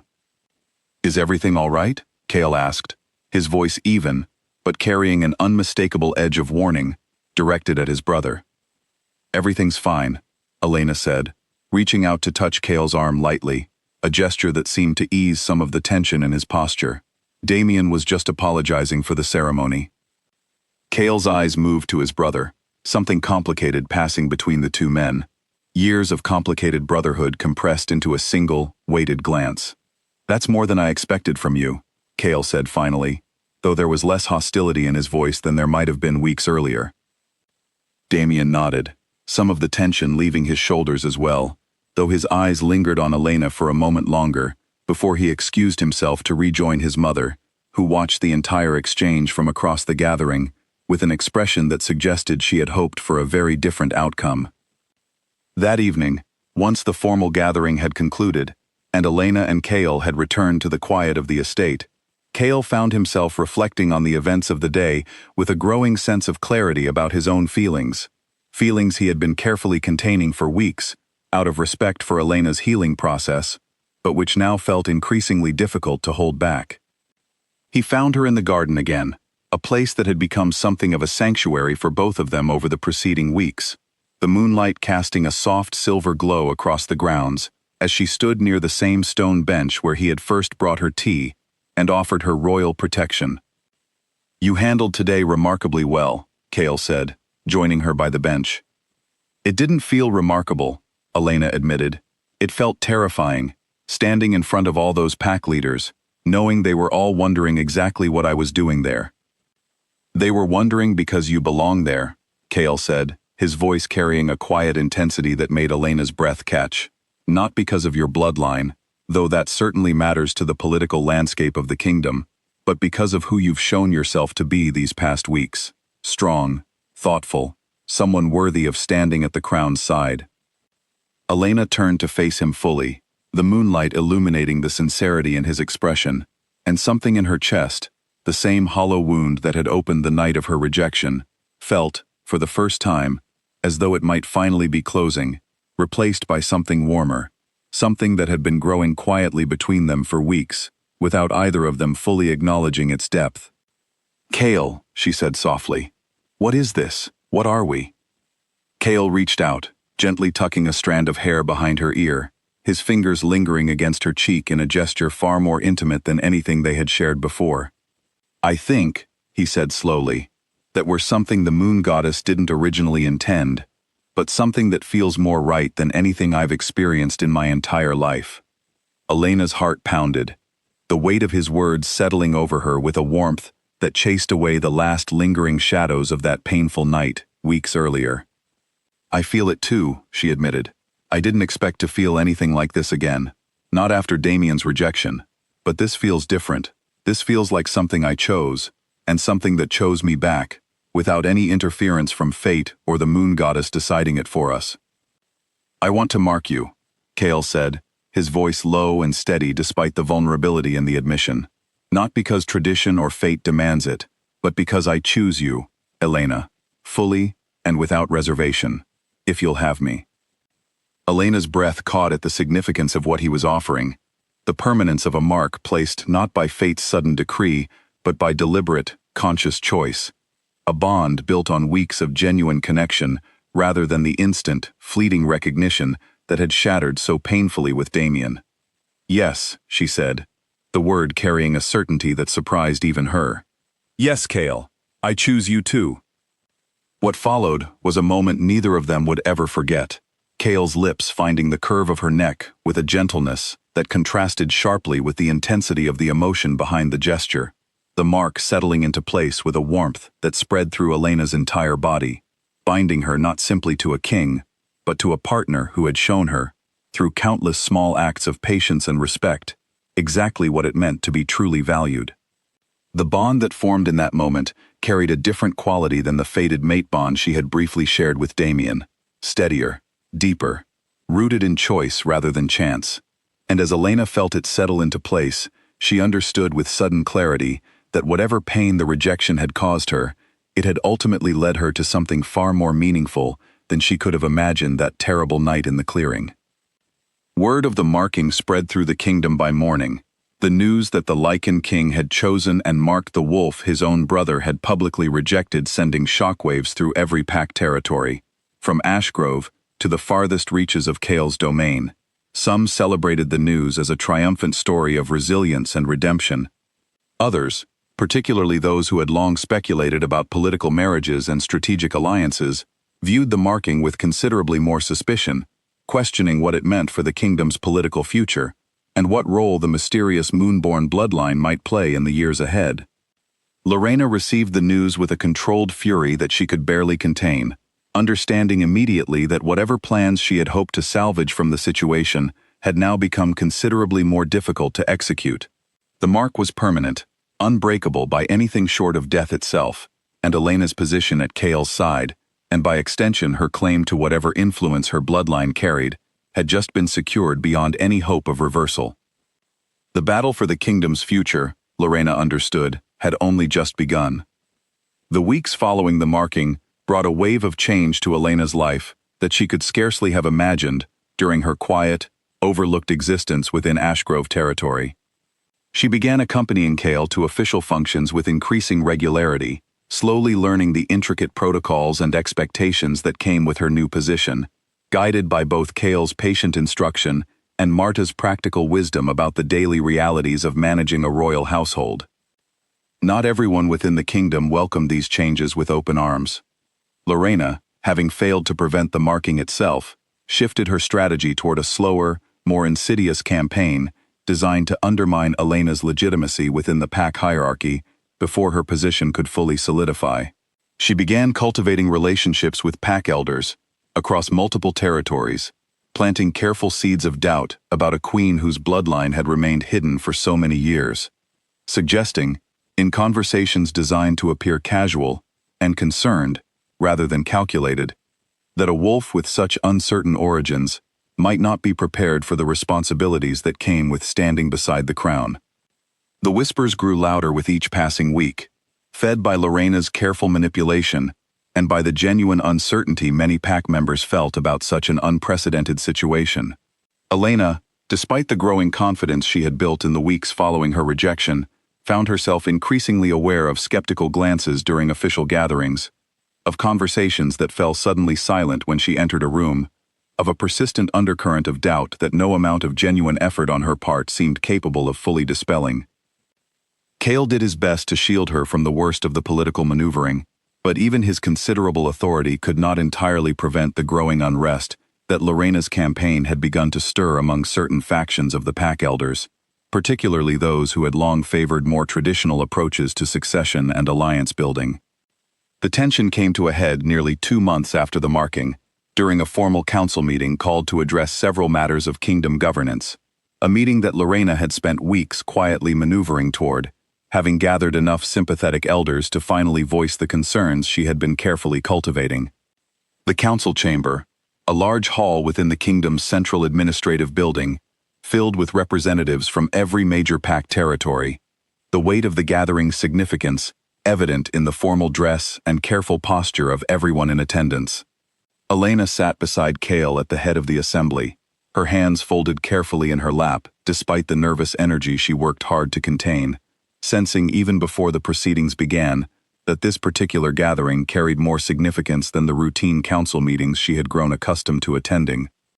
It was an elder from a northern territory, a wolf, named Roderick, who had long maintained close ties with Lorena's family, who finally raised the concern that had been building beneath the surface of the kingdom's political landscape for weeks. With respect to the crown, Roderick began, rising from his seat with the careful formality the occasion demanded, there are those among us who question whether proper protocol was followed in the marking of a queen, whose bloodline remained entirely unknown until recent weeks. Traditionally, matters of succession and royal partnership involve careful vetting by the council, a process that appears to have been bypassed entirely in this instance. Murmurs rippled through the gathered elders, some nodding in apparent agreement, others shifting uncomfortably at the direct challenge being leveled against the crown's authority. Elena felt her chest tighten, the old familiar fear of judgment threatening to resurface, though she forced herself to maintain a composed exterior, refusing to let the assembled council see the vulnerability she still carried from her rejection months earlier. Cale's expression hardened, though his voice remained carefully controlled as he responded. The marking of a mate, whether fated by the moon goddess or chosen through deliberate partnership, has never required council approval within our kingdom's history. I would remind the council that this challenge to established protocol appears rather suddenly convenient, given certain personal interests that some in this room may hold regarding the outcome. The pointed reference to Lorena's involvement did not go unnoticed, several elders glancing toward her with expressions that ranged from sympathy to suspicion. Lorena, for her part, maintained a carefully composed exterior, though Elena could sense the calculated satisfaction radiating from her at having successfully brought the matter before the full council. I mean no personal offense to the crown, Roderick continued, though his tone suggested otherwise, but the council has legitimate concerns about elevating a wolf of unknown, and until recently, deliberately concealed heritage, to a position of such significant influence. If her bloodline carries the abilities associated with the Moonborn line, as has been rumored, does that not raise questions about how such power might be wielded, and by whom she might ultimately be influenced? The insinuation, thinly veiled beneath careful political language, suggested that Elena's loyalties might not be entirely her own, that her rare bloodline made her either a potential threat or a pawn to be manipulated by unknown forces, a suggestion that struck at the very insecurities that had haunted Elena since childhood, the fear of being seen as less than fully herself, defined always by circumstances beyond her control. Before Cale could respond, Elena rose from her seat, surprising everyone in the chamber, including herself, with the steadiness of the movement, despite the trembling she felt beneath her composed exterior. If I may address the council directly, she said, her voice carrying clearly through the hushed chamber. Cale's hand found hers briefly beneath the table, a silent gesture of support, before she stepped forward to face the assembled elders directly.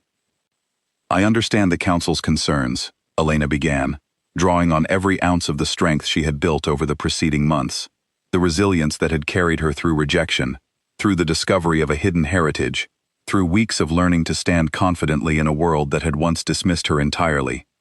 My heritage was unknown to me as much as it was to any of you until recently. I did not seek out this bloodline, nor did I seek the position I now hold, but I have spent every day since learning of my heritage working to understand it, to honor it, and to ensure that whatever abilities I may carry are used in service of this kingdom's well-being. not for any personal or political advantage.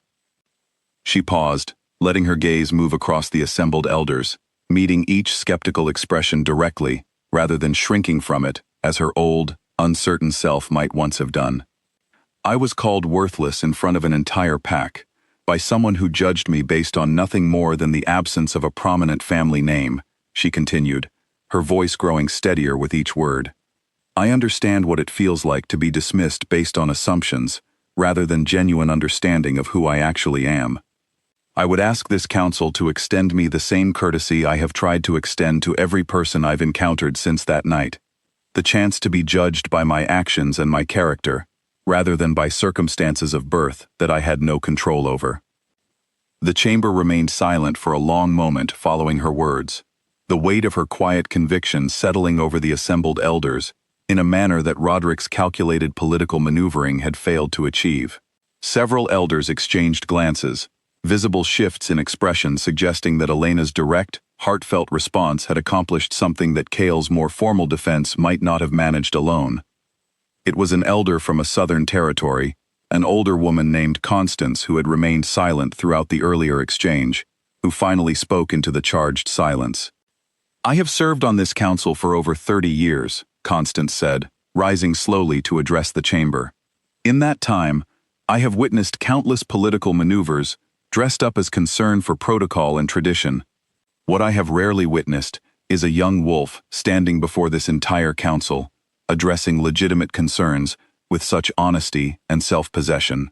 I, for one, am satisfied that our queen possesses exactly the character this kingdom requires, regardless of the circumstances of her birth. Murmurs of agreement followed Constance's words, the tide of the room's sentiment shifting perceptibly in Elena's favor. Roderick, sensing the changing mood, attempted to press his case further, but found considerably less support than he had anticipated when the council's collective judgment settled increasingly toward Elena's defense. The formal vote that followed, a symbolic gesture of confidence that held no binding legal weight but carried significant political meaning, overwhelmingly favored recognizing Elena's position as legitimate and unchallenged, a resounding rejection of Lorena's carefully orchestrated campaign of doubt. Lorena left the council chamber that day with her expression carefully composed, though the fury simmering beneath her calm exterior was evident to anyone who knew her well enough to read the subtle tension in her posture. Her carefully laid political strategy had failed, publicly and decisively, and she understood that any further direct challenges to Elena's legitimacy would likely prove even less successful, having already demonstrated the depth of support Elena had managed to build among the council's more independent-minded members. But Lorena was not a wolf who abandoned her ambitions easily, and as she departed the council chamber, her mind had already begun turning toward alternative strategies, approaches that would not require the public scrutiny of a formal council challenge, methods considerably less bound by the constraints of proper protocol. That evening, back at the estate, Elena found herself both exhausted and quietly triumphant, the adrenaline of the day's confrontation slowly giving way to a profound sense of accomplishment that felt entirely different from anything she had experienced before. Cale found her in the garden once more, their favored meeting place having become something of a sanctuary throughout the months of their growing partnership. You were remarkable today, Cale said, settling beside her on the familiar stone bench. I've watched countless political debates unfold within that council chamber over the years, and I have never seen anyone turn the tide of sentiment so completely, with nothing more than honesty and genuine conviction. Elena allowed herself a small, tired smile. I meant every word I said. I'm tired of being defined by things I never chose, whether it's a lack of family name or a hidden bloodline I didn't even know existed until recently. I wanted them to see me, not just the circumstances surrounding me. They saw you, Cale said, his voice warm with unmistakable pride. Every single one of them. Elena leaned into him, resting her head against his shoulder, allowing herself a moment of quiet peace after the exhausting tension of the day's confrontation. But even as she savored the victory, some cautious instinct, perhaps the same sensitivity to emotional undercurrents that her growing moonborn abilities had begun to sharpen, warned her that Lorena's defeat today would not be the end of the conflict brewing beneath the surface of the kingdom's political landscape. She was right to be cautious. Within days, reports began reaching the estate of strange incidents occurring throughout the kingdom: minor sabotages at trade outposts, unexplained disruptions to communication networks between pact territories, small but troubling signs that someone was working to destabilize the kingdom's infrastructure in ways that could eventually be traced back, however indirectly, to questions about the crown's leadership and judgment. Kael's advisors grew increasingly concerned as the incidents multiplied, and though no direct evidence yet connected the disruptions to Lorena or her allies, the timing and pattern of the sabotage suggested a level of coordination that pointed toward exactly the kind of calculated, patient strategy Lorena had demonstrated throughout the preceding months. Elena, sensing the growing tension within the estate, found herself drawn increasingly into these discussions, her fresh perspective and her growing sensitivity to deception proving unexpectedly valuable as Kael's council worked to identify the source of the disruptions. It was during one such late-night strategy session, poring over reports of the latest incident, a fire that had damaged a grain storage facility near the kingdom's eastern border, that Elena first sensed something that made her blood run cold. "This wasn't random," she said, studying the report carefully. "The pattern of these incidents, they're not just causing damage, they're testing something, testing how quickly the crown responds, how effectively information travels between territories, how vulnerable certain supply lines might be to more significant disruption." Kael's expression sharpened as he considered her words, recognizing the validity of her observation even as the implications settled with unwelcome weight. "You think this is preparation for something larger?" "I think," Elena said slowly, drawing on instincts she was still learning to trust fully, "that whoever is behind this isn't finished, and I think we need to prepare for whatever comes next, because I don't believe they're going to stop until they've achieved whatever goal these smaller incidents are building toward." The words hung heavy in the room, and though neither of them could yet name the full scope of the danger building on the horizon, both understood, with growing certainty, that the conflict Lorena had begun weeks earlier had only entered a new, more dangerous phase, one that would soon demand far more from Elena than council debates and political maneuvering, testing not just her legitimacy as queen, but her very survival, and the survival of the kingdom she had come to love. The final piece of Lorena's plan revealed itself 3 weeks later, during preparations for the kingdom's annual harvest gathering, a celebration that drew pack representatives from every territory to the capital for a week of ceremonies, trade negotiations, and diplomatic gatherings that Kael had overseen every year since taking the throne. Elena had thrown herself into the preparations with characteristic determination, working alongside Kael's household staff to ensure the gathering proceeded smoothly, understanding intuitively that this large public event would represent yet another test of her legitimacy in the eyes of the wider kingdom, an opportunity to demonstrate the steady competence she had been cultivating since her arrival at the estate months earlier. It was during a routine inspection of the gathering's supply arrangements that Elena first noticed something amiss, a discrepancy in the inventory records for the grain and provisions that had been sourced from various territories throughout the kingdom, quantities that did not quite match what had actually arrived at the storage facilities near the capital. She brought her concerns to Kael immediately, and what began as a simple accounting discrepancy soon revealed itself, through careful investigation by Kael's most trusted advisors, to be something considerably more troubling. Someone had been diverting supplies intended for the gathering, redirecting resources through a network of false documentation that pointed, once fully traced, toward a series of transactions connected to individuals within Lorena's extended circle of allies. The plan, once fully understood, revealed itself to be far more calculated than the earlier scattered incidents of sabotage had suggested. By diverting supplies and creating shortages during the kingdom's most significant diplomatic gathering of the year, Lorena had apparently hoped to create a crisis significant enough to embarrass the crown publicly, to demonstrate, in front of representatives from every pack territory, that Kael's leadership, and by extension his choice of an untested, unconventional queen, had led to genuine failures in the kingdom's governance. Elena felt a familiar surge of anger as the full scope of the scheme became clear, though beneath the anger, she also felt something steadier, a clarity of purpose that had grown considerably since her rejection so many months earlier. She was no longer the frightened, uncertain girl who had fled into the forest that night. She had spent months building genuine competence, genuine relationships, genuine understanding of the kingdom she now served, and she refused to let Lorena's manipulation undermine everything she had worked so hard to build. "We have 3 days before the gathering officially begins," Lena said, studying the falsified documentation spread across Kale's study table late one evening, her mind already working through possible solutions. "If we can identify alternative supply sources quickly enough, we can address the shortage before it becomes visible to the visiting delegations." Kale watched her work through the problem with quiet admiration, recognizing in her methodical approach the same resilience and resourcefulness that had first drawn his attention that night in the forest, though it had grown into something considerably more formidable in the months since. "I have contacts among the Southern Territories who could potentially provide emergency provisions," Kale said, joining her at the table. "But arranging transport on such short notice will be difficult, and it will require someone the Southern pack leaders trust enough to expedite the request without the usual bureaucratic delays." Elena straightened, a plan already forming in her mind.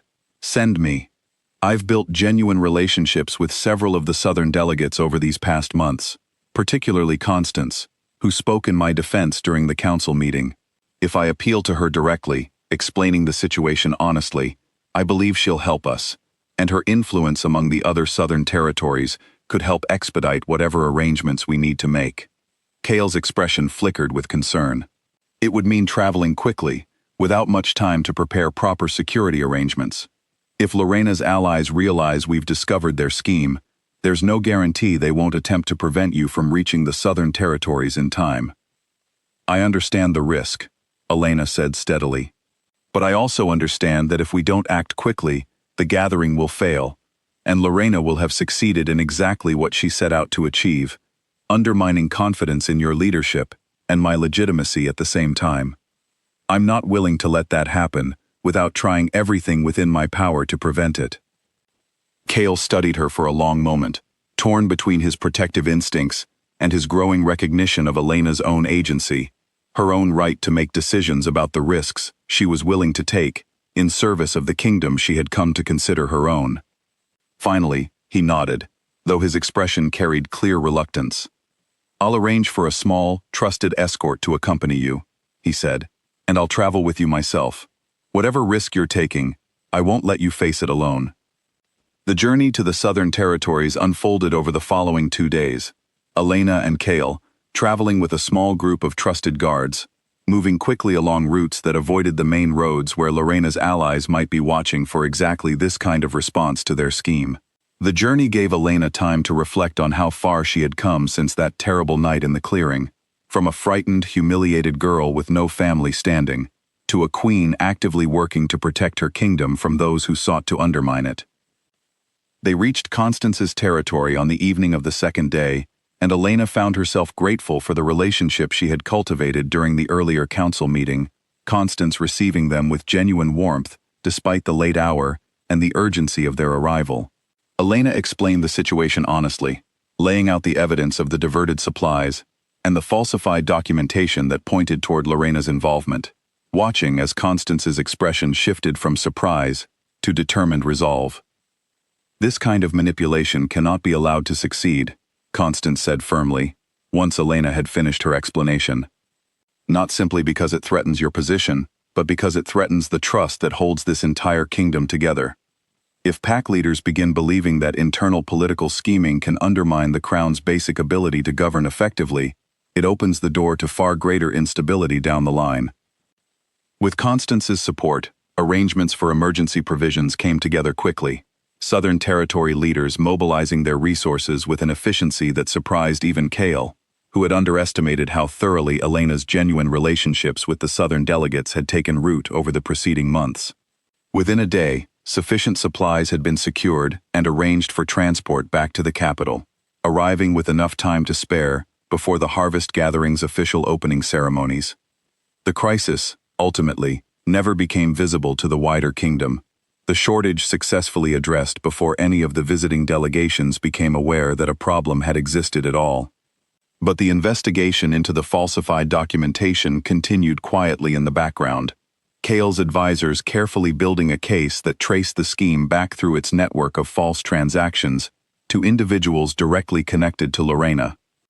The confrontation, when it finally came, unfolded not in a public council chamber, but in a private meeting that Cale requested with Lorena directly, once the evidence had been thoroughly compiled and verified beyond any reasonable doubt. Elena chose to attend the meeting as well, understanding that facing this final confrontation directly, rather than allowing Cale to handle it entirely on her behalf, represented an important assertion of her own agency within the conflict that had shaped so much of her life over the preceding months. Lorena arrived at the estate with her composure carefully intact, though something in her expression suggested she understood, on some level, that the meeting she had been summoned to would not proceed in her favor. "I have evidence," Cale said, once they were all seated in his study, "connecting you directly to the diversion of supplies intended for the harvest gathering. Falsified documentation, transactions traced through several intermediaries, all leading back to your involvement." Lorena's expression remained carefully composed, though a flicker of something, perhaps resignation, passed briefly across her features. "I acted in what I believed to be the best interests of this kingdom's stability," she said finally, her voice measured despite the gravity of the accusation. "A queen with no verified history, no established loyalties beyond her recent, sudden connection to the crown, presents genuine risks that I felt this council was too eager to overlook." "Those risks existed only in your imagination," Elena said, her voice steady despite the weight of the moment.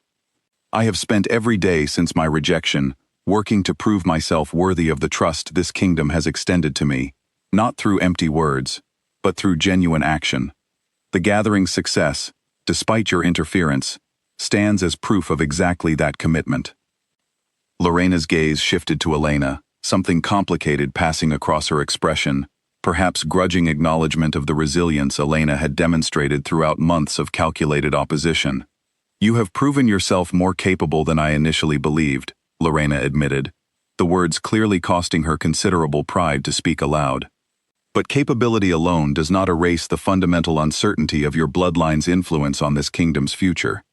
That uncertainty exists in every leader, every bloodline, every choice this kingdom has ever made," Cale said firmly.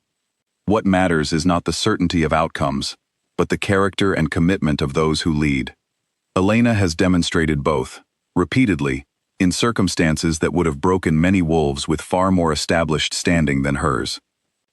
The meeting concluded with Lorena stripped of her formal position of influence within the Pack Council, her network of political allies quietly informed of her involvement in the scheme, a consequence that effectively ended her ability to continue the kind of behind-the-scenes maneuvering she had employed throughout the preceding months. It was not a punishment designed for cruelty, Cale made clear, but rather a necessary consequence for actions that had genuinely threatened the kingdom's stability, a consequence proportionate to the harm her scheming had risked causing. Damien, upon learning the full scope of his mother's actions in the weeks that followed, found himself confronting uncomfortable truths about the family he had grown up within, the ambitions that had shaped so much of his own behavior throughout his life, including the cruel rejection that had set this entire chain of events into motion so many months earlier. He sought out Elena one final time, not to apologize again, but to offer something more meaningful, a genuine commitment to becoming a better leader within his own right, separate from the shadow of his mother's calculated ambitions.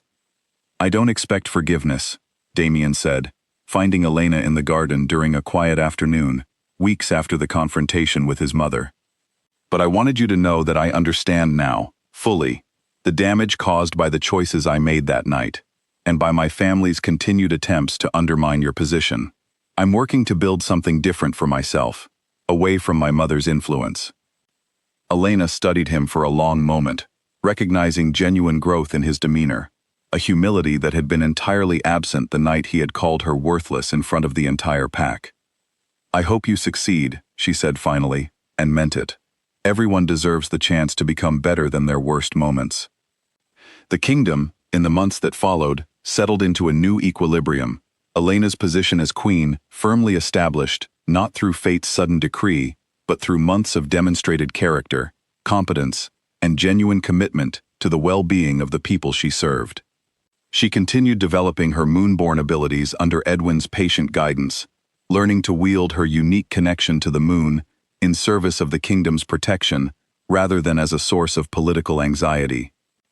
The formal coronation ceremony, held on a clear evening beneath a full moon, nearly a year after the night of her rejection, drew representatives from every packed territory across the kingdom, a stark contrast to the humiliation she had endured beneath a similar moon so many months earlier. Elena stood before the gathered crowd, Chaol at her side, and felt none of the fear and devastation that had once defined her relationship with public gatherings of pack leaders.